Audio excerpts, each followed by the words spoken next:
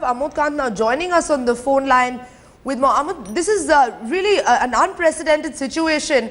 A major face-off that started between the Delhi police and the Delhi government has now escalated into a massive showdown with even the Home Ministry getting involved. It's almost unheard of that a chief minister staging protest, the chief minister of his own state staging a protest outside the Home Ministry.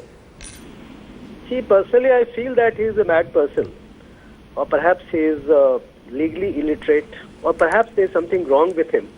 Such a person cannot become the chief minister of the capital city of India, because he doesn't understand anything. He has no sense. I mean, see, for instance, you must have seen the newspapers that I conducted a personal inquiry along with the Delhi police and along those Ugandan women, who have been kind of assaulted, who have been molested, and who have been beaten up, and whatnot have been done with them by the law minister of Delhi government. And this law minister is being vehemently supported by Mr. Arvind Kejriwal. And at the top of it, against all these illegalities, he should take action. And this gentleman is now sitting on dharna near Home Ministry. I mean, what do you call a person like this? I am surprised. I am really surprised that how the media and how anybody else can support him. See, what do you want this country to become?